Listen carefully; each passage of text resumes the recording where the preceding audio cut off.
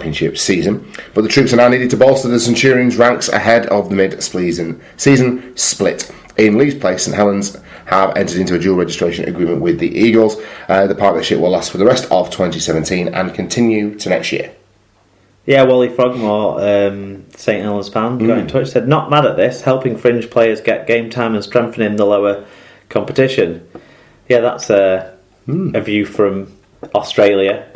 Not one that's held particularly here. Yes, if you find any sort of rainwater falling off the Pennines either way, there's pitchforks and angry mobs gathering to chase down dual reg people in some quarters. But yeah, I tend to agree with that view that Frogmore holds, but there you go. Yes. Staying with the Leigh Centurions B team then, or the former Leigh Centurions B team, Championship side Sheffield Eagles have captured rugby union winger Curtis Wilson on a deal until the end of the season. I hope they don't get accused of tapping him up. The former Rotherham... retired. Did he? Yeah, stress was it. The former Rotherham Titans, Ealing and Otley flyer is the latest acquisition to bolster the Eagles' ranks, with Jack Owens, George Milton and Remy Marginet all joining Mark Aston's side in the last month. Good luck to him. I don't particularly know about him, apart from he's probably pretty quick. Yeah. So we'll see how he does. Featherstone Rovers captain Ian Hardman has extended his stay with the club. He won't have good hands, will he? No, not at all. No, I wouldn't expect. Not at all. He'll have some friends that work in banking, I suspect, and he'll enjoy going to Henley for the regatta. Apart from that, who knows? Featherstone Rovers captain Ian Hardman has extended his stay with the club until the end of the next season after signing a new one-year contract. The 31-year-old joined Fev in 2009 from St Helens and has become a fixture in the side, making his 250th appearance for the club in their 58-0 Challenge Cup quarter-final defeat to Leeds Rhinos. So, congratulations, Ian Hardman. I would say. Former St Helens, Bradford and Huddersfield winger Jamie Foster, remember him. This could have been the unfinally. This was almost the unfinally, Tom. Has called time on his rugby league career with immediate effect. Really? With delayed notice. Yeah, pretty delayed. However, the reasons behind it are very moving and good for him, I would say. Foster has not played professionally since a short-term spell with Championship side Featherstone last season, having previously spent some of 2016 with Super League side Huddersfield. He said, after dedicating most of my life to rugby league, I've decided to hang up my boots. I started as a 6-year-old with Blackbrook Royals with a dream of playing on the biggest stage, and I never dreamed it would come true, playing in grand finals and playing with legends of the game that I used to look up to. I think he means as a kid, not that he's suddenly fallen out with them, but he's taken this step to spend some time looking after his grandfather, who is quite poorly, I believe. So, well, if the guy sorted him out some situation in his life where it means he doesn't have to play and doesn't seem like he has to work much either, then he's done some sensible business with what he managed to earn during his brief heyday. So good luck to him and his chihuahuas and his rescue dog, like haircuts and everything. Yeah, fair play to him, and good on you having the opportunity to go and take care of your granddad, because his granddad's important to him as well. So good luck in retirement, and anyone who pulls on a Bulls jersey is all right by me now that he's retired. See, recall we named a defensive turnstile after him at one point, didn't we? The RFL have announced this week that Liam Moore has joined the full-time match officials team. Since 2012, the 21-year-old Grade 1 referee oversaw the 2013 schools final at Wembley, made his Super League touch debut in 2014, officiated in League One and the Championship, and was touch judge at England's international test against France in Avignon last year. So, welcome to the full-time fold, sir. Yeah, and his first week as a full-time official, he was getting slated all over the show on the weekend for whichever championship game he was in charge of, because it's always the referee's fault our teams lose. They are, exactly. And the RFL, fuck me, Dad. The RFL are this biased, Tom. Right. The RFL are biased. They're biased against all of you. Everyone. Biased against all of you. Yeah. There you go. The referees. Get your tinfoil hats out, kids. Fucking hate us all. They do. They hate every team. They're biased against every team. They're hidden under your bed now. Yeah, they're loosening all the jars in your cupboards. As you listen to this, the RFL are just taking, the little cap that goes on the valve on your tyre. They want every other team. The RFL are going around biased against every team. Yeah, they're biased, and they're putting bananas up your tailpipe, so to speak. Oh, I wish I could do an Axel Foley laugh to supplement that. I can't do it. No. Maybe. Anyway. And finally, Jonathan Thurston has taken his final bow in the State of Origin arena, with the Queensland great to undergo surgery on his shoulder, ruling him out of next month's decider in Brisbane, as well as the remainder of the NRL season and the Rugby League World Cup. His club, the North Queensland Cowboys, confirmed on Friday that the 34-year-old, who is to retire from rep football at the end of the year, will not play again in 2017. So sad for us in a short-term sense, but hopefully it keeps Jonathan Thurston playing for a bit longer. Yeah, but I don't know. He obviously wants to carry on. He's obviously taking steps to create some longevity. I get he can't play in 3 weeks' time. That's, foregone conclusion, and probably, well, he's doing the right thing for his own long-term health anyway, in any case, Yeah. We've all seen him on the pitch with his, his daughter and stuff, and we appreciate those bigger things in life. But, fucking hell, if it was Jonathan Thurston playing one more game of Origin, or Jonathan Thurston playing 2 or 3 more seasons for the Cowboys, I know which I'd choose to be able to see. I want to see him in the biggest games, not playing against the Knights at 1,300 teeth. And to me, it's sad that the end of a brilliant representative career is upon. Probably the best. Certainly that I've ever seen. Yeah.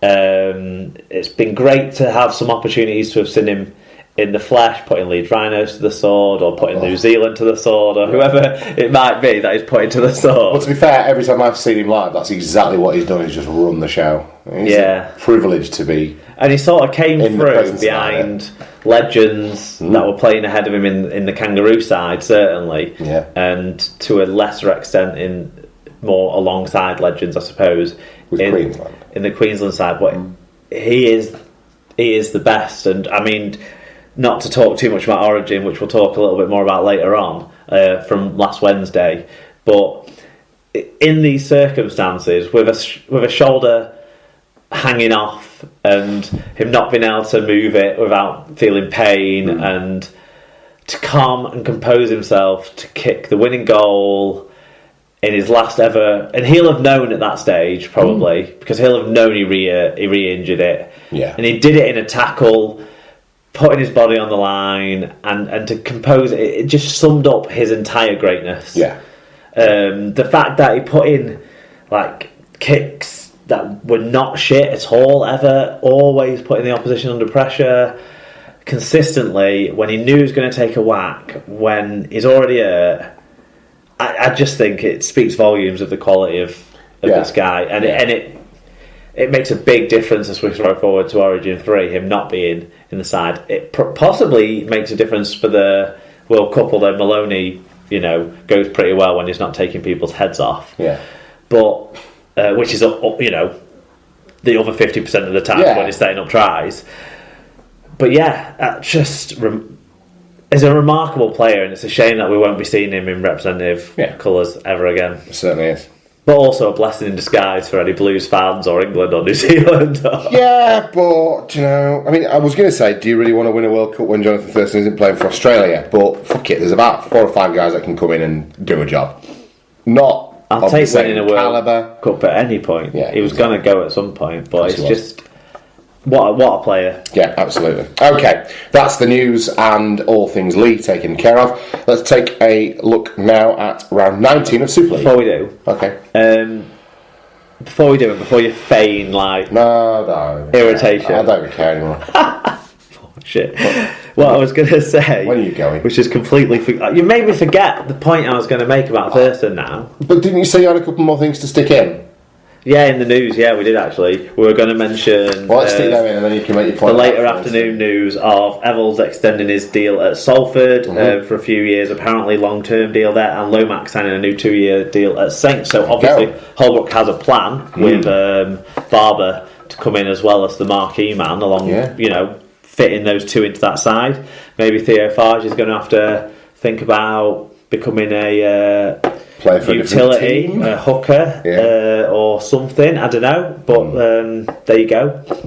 Because one of them's going to be in the. Both of them, you'd think, have to make the side. Although, to be fair, Lomax won't play off the games. Exactly. So half the time, you never have to worry about it, do you? because of the digestive biscuits he walks around on. I haven't remembered my Thurston point though. Oh no, it's gone. No. Is this a joke? No, it's not a joke. It's actually gone. Right, that's the news. It was a really good question as well. Great. Well, it'll come back to you at some point, I'm certain. That's the news of... I can't even speak now because I'm fucking... We're done. We're going to talk about Super League. Right, okay. Well, let's talk about round 19 of Super League.